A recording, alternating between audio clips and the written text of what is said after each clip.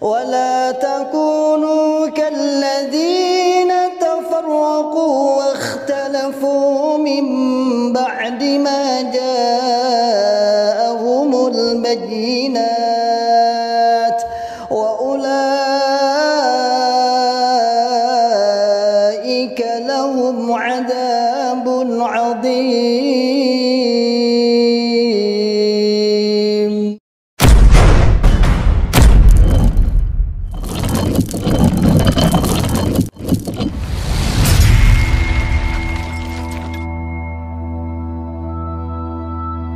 Bismillahirrahmanirrahim. Assalamualaikum warahmatullahi wabarakatuh.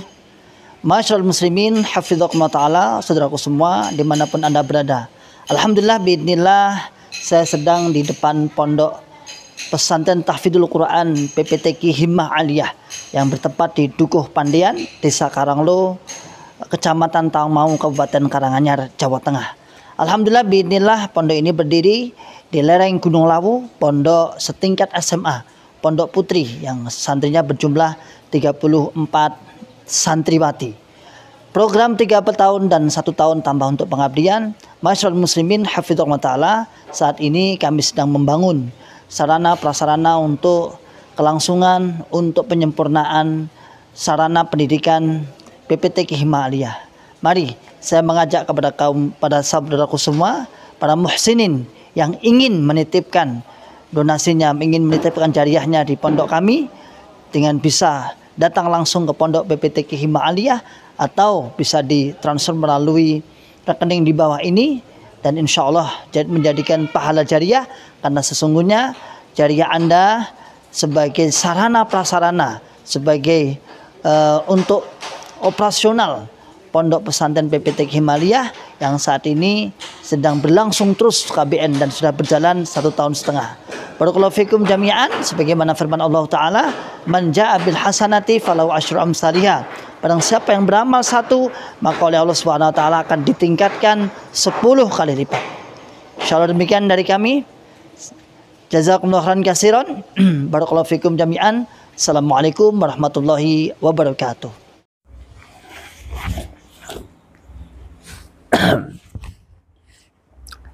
Bismillahirrahmanirrahim.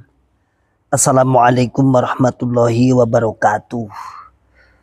Alhamdulillahirabbil alamin. Alhamdulillahi wa kafa. Wa sallallahu wa sallama ala Rasulillahil Mustafa. Asyhadu an la ilaha illallah wahdahu la syarikalah. Wa asyhadu anna Muhammadan abduhu wa rasuluhu sallallahu alaihi wasallam wa ala alihi wa ashabihi wa man tabi'ahum bi ihsanin ila yaumiddin, amma ba'd. Masyarul muslimin, hafizakumullahu ta'ala. Alhamdulillahirabbil alamin. Kita ucapkan kalimat syukur kepada Allah Subhanahu wa taala yang senantiasa selalu memberikan kepada kita semua nikmat hidayah Islam, nikmat hidayatul iman, nikmat sehat walafiat, aman fi amanillah, wa fi barakatillah, nikmat semangat ya'muruna bil ma'ruf wa yanhauna 'anil munkar wa ulaika humul muflihun, membuka akal sehat, membuka akal waras, dan membuka akal selamat kepada saudara tua kita yang ada di dalam Islam Jamaah Cokam 354 LDI, Lembaga Dakwah Islam Indonesia. Masyarul muslimin, hafizakumullah ta'ala. Beberapa hari yang lalu sudah saya upload dari berbagai potongan-potongan video maupun video yang full. Saya diundang di forum Istajib. Istajib itu sebuah nama kelompok pengajian di Tawangmangu, itu banyak ya. Ada Istajib, ada Kopika, ada Kopi Lawu, dan lain sebagainya. Itu kelompok-kelompok majelis taklim. Nah, kalau Kopika itu Komunitas Pemuda Insaf Karanganyar. Ada Kopi Lawu, Komunitas Pemuda Insaf Lawu, dan lain sebagainya. Ya, saya diminta khusus seminggu sebelumnya, saya di WA, Ustadz Iwan, besok tolong isi di majelis kami ba'da isya, ada pembahasan, tolong dibahas tentang LDI, Lembaga Dakwah Islam Indonesia.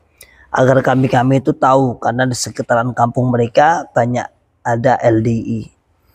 Oke, akhirnya saya Rabu ya saya ngisi di sana. Ba'da Isya saya berangkat. Sampai sana kurang lebih ya 15 menit, nggak jauh sih. Sini itu kan walaupun jauh tapi kan aksesnya gampang, aspal semuanya jadi cepat. Sampai sana sudah saya ceritakan itu ada sekitar 1 jam 40 menitan. Itu yang resminya ya. Setelah itu ngobrol-ngobrol, setelah saya tutup ngobrol-ngobrol santai. Tentang betapa mereka antusias untuk mendengar tentang kesesatan Islam Jamaah LDI Cokam 354. Ya, yang saya sampaikan itu. Dan fakta-fakta semuanya yang saya sampaikan bisa dipertanggungjawabkan. Dan prinsip daripada mantan menyampaikan kebenaran itu bisa dipertanggungjawabkan dunia sampai akhiratnya. Artinya kalau tidak ada sesuatu ya tidak kita mengadang-adakan. Tapi kalau ada sesuatu yang dianggap itu miring ya kita sampaikan. Ada sesuatu yang dianggap apik, bagus ya kita sampaikan juga. Dan ada orang yang berusaha mungkin yang mencoba mentrik-rinjirkan kita untuk berbuat fitnah, ya kita harus tolak. Harus tolak. Apakah ada? Ya mungkin ada orang-orang yang nggak tahu, sengaja bertanya, kemudian seakan-akan menggiring opini, membuat kita supaya mengada-ngada. Padahal tidak ada. Ya itu ya nggak usah kita katakan. Alhamdulillah, biidznillah, wa bi'aunillah, dan sebelah saya yang kanan itu ada warga, sebenarnya jamaah dia. Dia itu menikah sama orang jamaah, laki-laki toh, anaknya pengurus yang dinikah. Dia sempat disuruh untuk berbaiat, kemudian dia keluar. Tapi sebelum pernikahan memang dulu pernah ke rumah saya.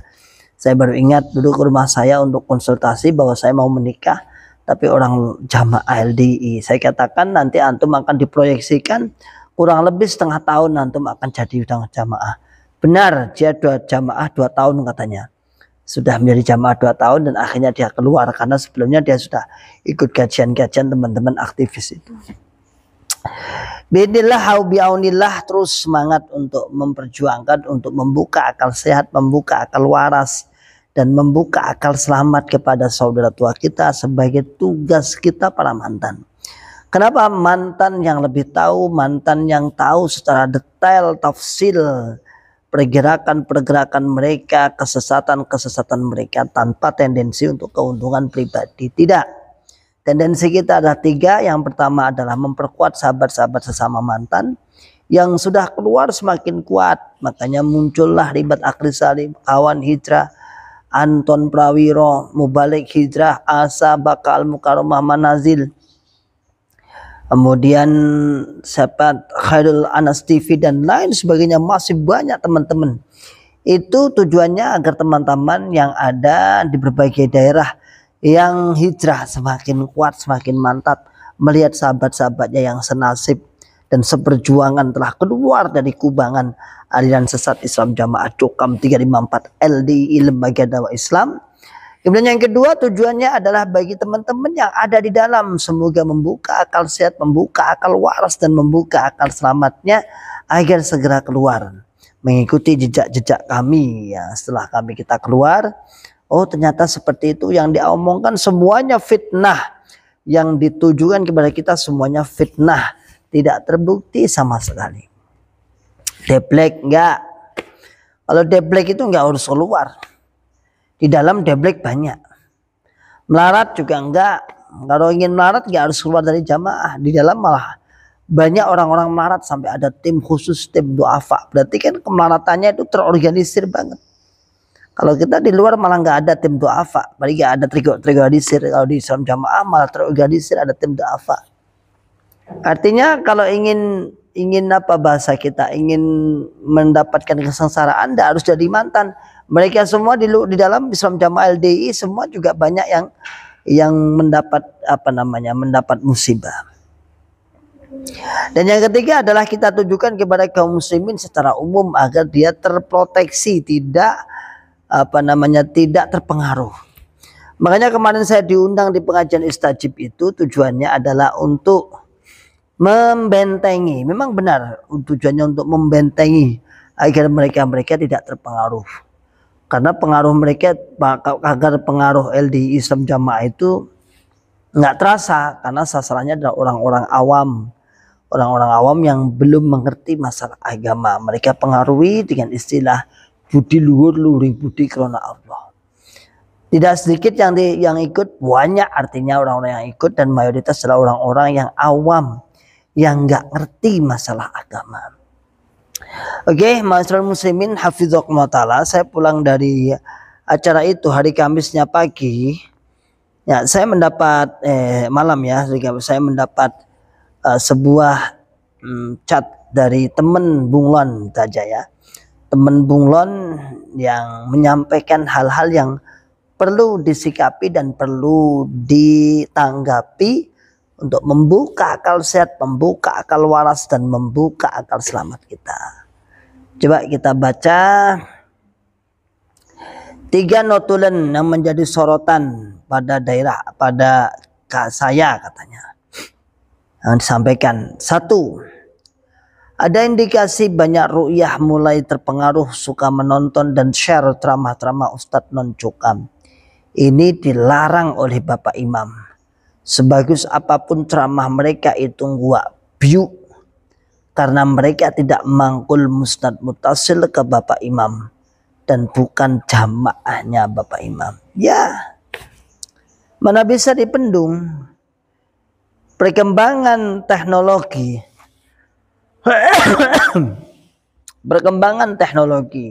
yang semakin berkembang dan semakin tidak bisa terbendung.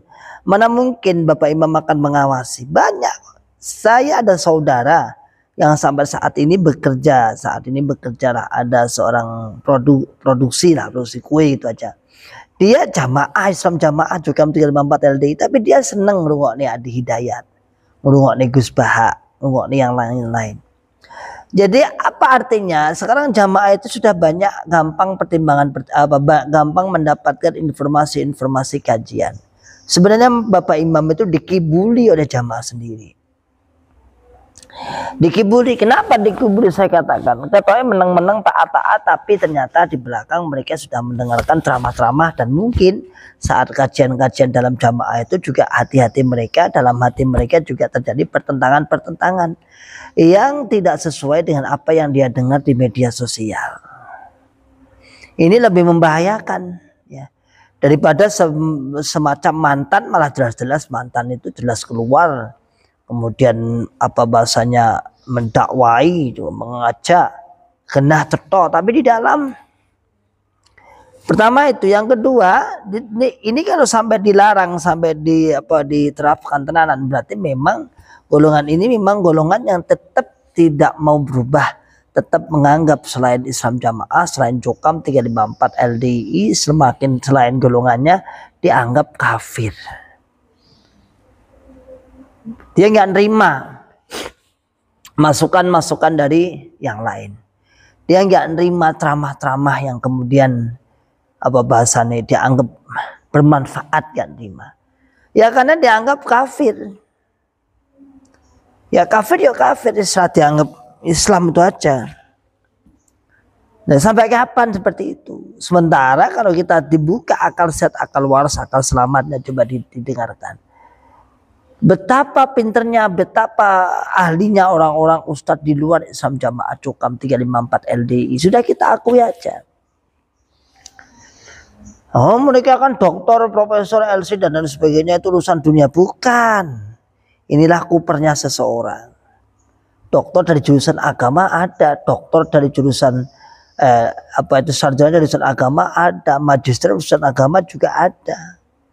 Artinya sudah kredibel dan dibuktikan dengan gelar-gelar yang sudah ada itu. Nah jamaah saiki ya apa saiki prinsip jamaah ya ngopo paketan tuku dhewe ora konangan Bapak Imam ngapain.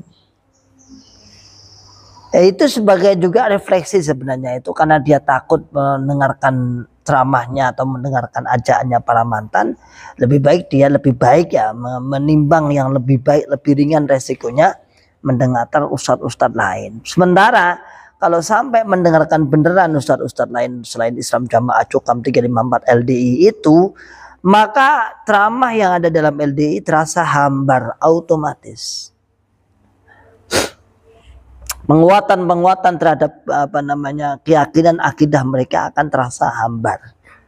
Karena kalau kita dengar nasihat-nasihat ceramah-ceramahnya ustadz-ustadz yang kondang-kondang di TV-TV itu ya mengajak kepada tauhid, mengajak kepada amaliyah, rahmah Islam, rahmatan lil alamin, tidak pada sebuah golongan-golongan tertentu.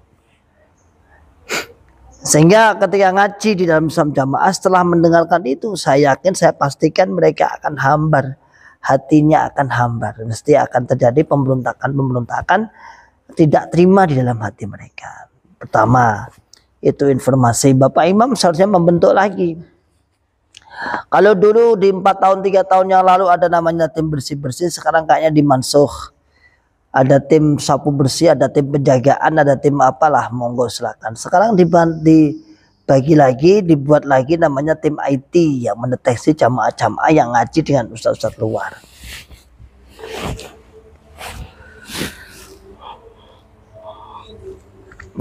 Sebenarnya kalau dengan seperti ini tuh kelihatan banget. Orang bodoh itu akan bisa menilai sebenarnya orang ini atau mereka golongan ini takut kehilangan anggota. Takut kehilangan jamaahnya. Yang mana jamaahnya berkontribusi besar tentang kemakmuran, kelayakan, keenakan para pengurus dan para imam di pusat sana. Dia takut kehilangan jamaah, takut kehilangan anggotanya. Jangan sampai ngefan dengan ustadz-ustadz yang lain. Sementara kita akui aja ngefannya juga berdasarkan ilmunya. Jadi mereka ngefannya sudah pas. Lalu apa yang di-fan ke Bapak Imam? Apa? Modal persaksian. Ya. Modal persaksian yang belum tentu benernya. Dengan cara pokoknya anggar taat Bapak Imam semen disukseni. Kan mereka tek nih jenis.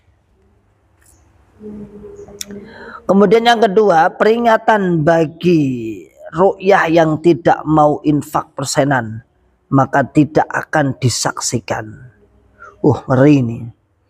Peringatan bagi ru'yah, ini saya lihat. Peringatan bagi ru'yah yang tidak membayar persenan, maka tidak akan disaksikan. Setelah, kalau kita melihat setelah beberapa tahun mereka sengaja ngempet bahasanya. Kalau kita katakan ngempet ya, mereka itu ngempet. Ini ada sebuah komentar, nanti kita baca juga ya. Ada sebuah komentar untuk memperkuat ini.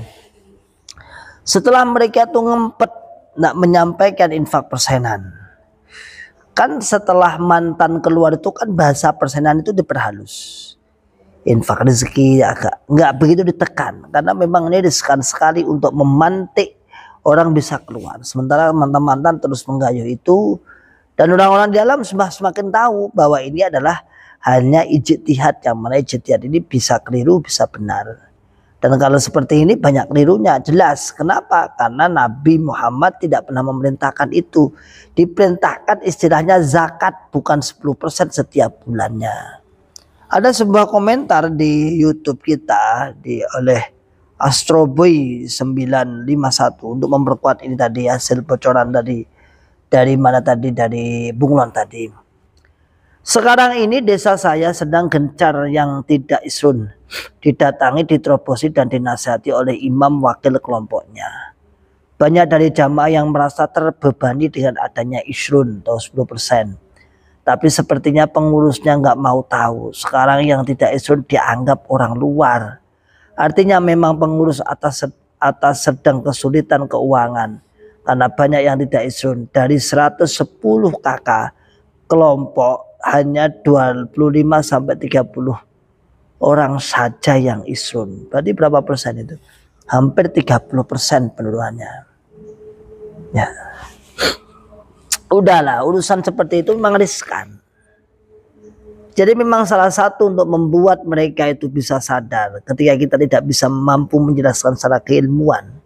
Karena mungkin bapak-bapak juga, mungkin saudaraku semua ma'asyiral muslimin hafidhakumullah ta'ala, terbatas dengan ilmu, bukan mantan mubalik, bukan peneliti ilmu. tapi menemukan atau ingin mengajak untuk hijrah, pakailah dengan cara-cara seperti itu. Pengaruhi mereka dengan model-model yang riskan, yang mereka bisa membuka akal sehat, membuka akal waras, akal selamat.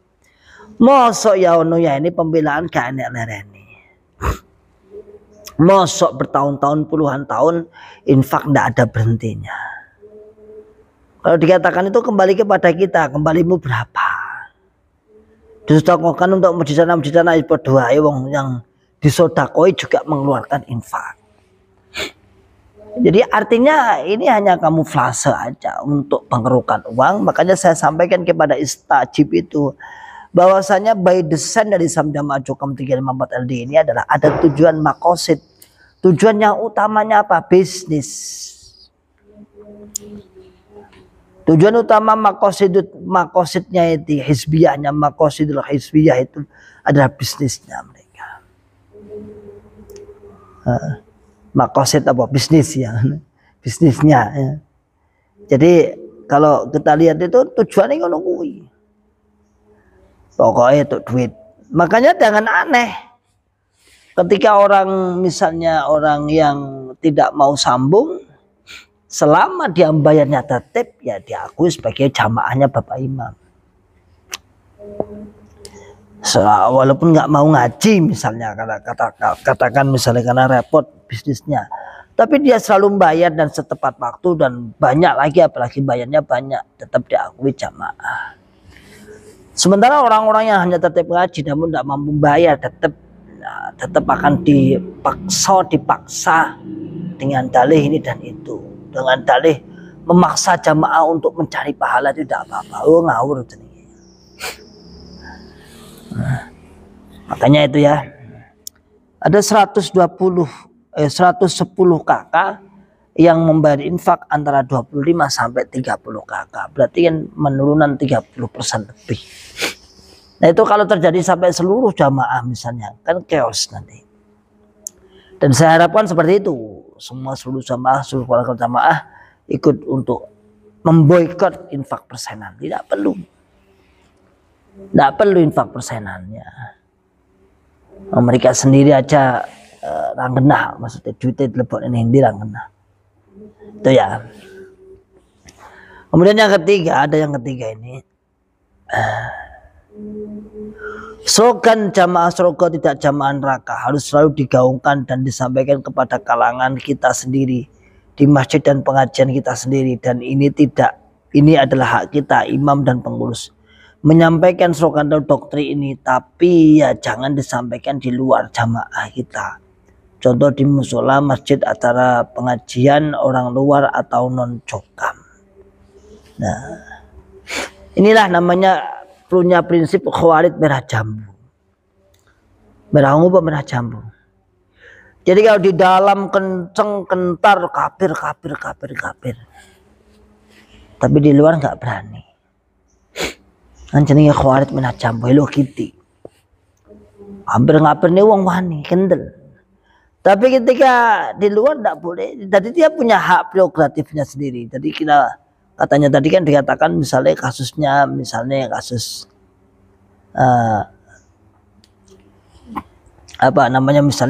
untuk prerogatifnya imam itu pokoknya iso ngapir nih misalnya oleh ngapir. Nah itu tadi yang pernah dikatakan sampai muncul adalah selain jamaah tayyib bonjot, nah untuk jamin dalik dan lain sebagainya. Jadi saat ini tuh memang simalakama ya, saya katakan simalakama. Kalau nggak dijelaskan seperti itu akan pudar jamaahnya. Sementara kalau dijelaskan seperti itu, di saat-saat ini mereka sedang dalam pembinaan Majelis Ulama Indonesia. Mereka sedang dalam pembinaan, artinya dalam pembinaan itu ya kalau sampai kecolongan ya berabe dong ya. Apa yang dituduhkan oleh mantan selama ini berarti benar adanya. Berarti faktanya berbicara seperti itu. Maka tiga hal itu saudaraku semua, ya ma'asyiral muslimin, hafizakumullah ta'ala, yuk silahkan antum semua semoga bisa membuka akal sehat, akal waras, sebagai dakwah kita kepada teman-teman sahabat-sahabat kita di Islam Jamaah Cokam 354 LDI, Lembaga Dakwah Islam Indonesia. Yuk silahkan dibuka akal sehat, akal waras, dan akal selamat Anda. Semoga bermanfaat dan semoga menghasilkan apa yang kita tuju, yaitu sadarnya teman-teman kita yang ada di dalam Islam Jamaah Cokam 354. Salam akal sehat, salam akal waras, dan salam akal selamat. Akhiru da'wana alhamdulillahirabbil alamin. Assalamualaikum warahmatullahi wabarakatuh.